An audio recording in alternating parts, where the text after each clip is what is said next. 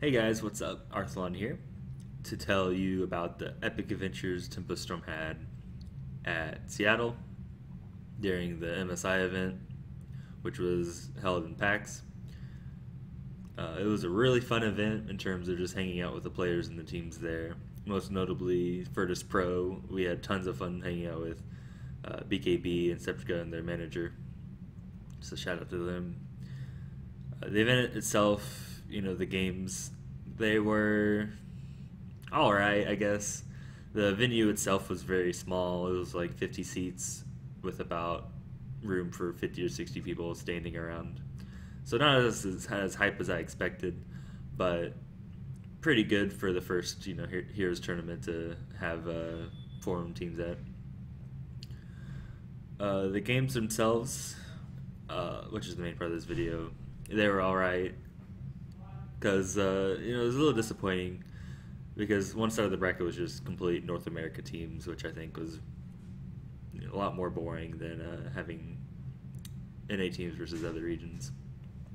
Unfortunately, the Chinese teams EDG and A-Star weren't able to make it because of visa issues. So we didn't have any Chinese. In the way the brackets work, it was us versus EDG, and then Cloud9 versus E-Star.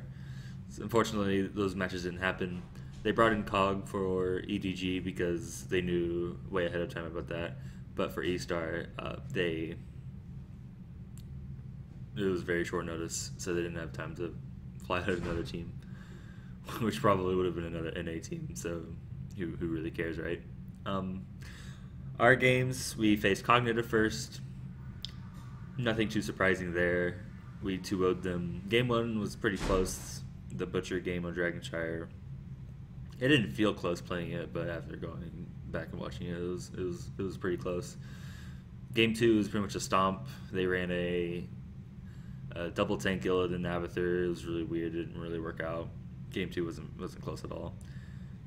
Props to COG though. That was their first event, LAN event, and I don't think any of the players have LAN experience. So you gotta do what you gotta do. You gotta get that experience to play at LAN because it's a whole different beast from playing online.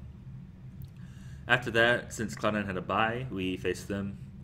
Another NA matchup. And another NA matchup, another unsurprising result.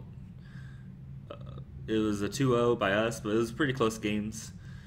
But as usual, for Tempestor versus Cloud9, we lost the early game and then came back late and brought it home. Luckily. Well, not luckily, it's all skill. Anyways, it was pretty close games, pretty good games.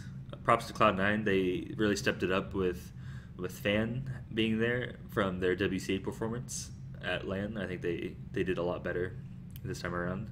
So, major props. And then after that, which I'm sure all you guys want to hear about the sad tale, we got bodied by the Koreans 0-3 MVP Black.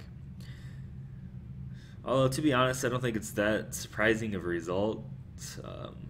From watching Korea, from watching China, they have much better competition over there. They have a lot better teams, players, etc. So it'd be really hard for us to even beat MVP Black, but I don't think it's that far off. I think we're pretty close. I don't think it was a case of metas being stronger than another. I think our triple range, triple assassin we tend to play is very, very good. I think it just suits our playstyle, and we're very, very potent at it. I think it can be double tank. I just think in that set we kind of really messed up. And a really big thing was Sylvanas was global banned because of a bug that was discovered that day. It was you would walk around on her and then Wailing Arrow, and then the cooldown would reset to 10 seconds. It was insanely broken, so definitely a good call to ban her globally because no one's going to take possession anyways. So Sylvanas not being in the tournament really hurt us because all 3 games we would have picked her when she was available. Because game 1 we had Tyrande, which was a fine pick, but we just didn't have that much practice on her. We would have done much better with Sylvanas. Game 2, same story with Nazebo. Nazebo was a very good pick, but I think we're better with Sylvanas. And game 3, I think, hurt us the most by not having Sylvanas because we had Tassadar, which we haven't even played in like a month. It was just literally the only like damage left that we could pick. So not having Sylvanas really hurt us, but I don't think it would have changed the outcome too much. I think the meta. It wasn't really the case of a meta being stronger than another. It was our play. They just outplayed us, and I think they outdrafted us as well. They didn't outdraft us too hard, but I think we definitely could have done better in the draft. Just every time we ganked someone, we rotated. They swapped all their players in. They rotated, and they crushed us every time. It was just they're so fast and they're so potent when they rotate. It would be like me and Zuna went up to gank a target, and then they'd barely live because their Uther would rotate very fast and heal them, and then we'd both die because their whole team was there. It was crazy. Because NA teams don't punish us for doing that, but they definitely punish us hard. What else? I think we didn't play our best either. We were playing a very aggressive style early on, which we don't usually do. I think we were just nervous and scared. We're not really nervous and scared, it's just we were trying to do stuff that we don't usually do for some reason, and it didn't work out. That's basically it. I think we can definitely beat them. It's not like impossible or anything. But it's very hard because like I said earlier, Korean, Chinese, or China, they have much better competition in teams. They get much better practice than we do.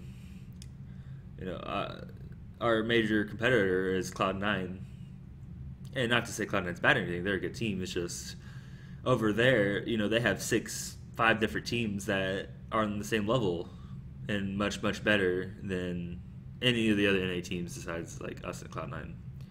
So they just get much better practice in. They figure stuff out a lot better than us, and I think it's hard for us to be on their level because we don't have as many tools as they do, basically. But no excuses. We can always play better. We can always draft better. We can always come up with our own style and our own play that will beat anyone that we come across. So it was an 0-3, but I think it was good games. I think it did surprise a lot of people because the scene was like, Korea's not good, China's not good. And I was just like, what? Like, are you even watching their games? Like, they're very good like regions, and anyone who thinks they were behind at all, they you can't say they're behind after watching MSI. And truthfully, if the Chinese teams didn't make it, I think it'd been very rough for us to even make it to the grand finals. EDG would have been a very tough matchup, and so would have E-Star. And I think honestly would have been beaten by them if they would have shown up. But you never know. That didn't happen, so it was NA versus NA. But now the next global tournament is BlizzCon, so we have that looking forward, and we're you got to play all your cards on the table for that tournament because that's all there is. If you don't do that, then you're gonna regret it, and you just gotta go all out, and that's what we're gonna do. And be a triple range meta, we'll surely discover something that we really like, and we're gonna try our best to pull it off at BlizzCon. And hopefully, we play really well. But before that, there is regionals, but I'm not really scared or anything nervous. Should be pretty easy path to BlizzCon. Just because, it's in 2 weeks, so the only team that could possibly beat us is Cloud9, and the way the bracket's set up is we don't face them for a spot at BlizzCon, so should be us at BlizzCon definitely, unless we majorly screw up. So that was PAX, that was Seattle. Thanks guys for listening to me ramble on my depressing tale of getting wrecked by Koreans. Anyways, see you guys later. I'll probably maybe record a couple videos of the games going over them, because there were some really good games, especially considering it was at LAN. Oh, and I also want to say Cloud9 really stepped it up, I think, at LAN against Team Liquid. That was a very good set. That was like more hype than than our set against MVP Black, just because everyone's been waiting so long to see EU versus NA. But I'm not going to say NA is better than EU at all. I think Cloud9 played very well that set. I think Team Liquid didn't play their best. So I'm not going to say NA is better than EU or anything. I think us and Cloud9 can take any set off of any EU team. But that doesn't determine if NA is better than... it's a stupid argument anyways. It's just all salt. So yeah, that's it, guys. I'll see you guys later. Thanks for watching.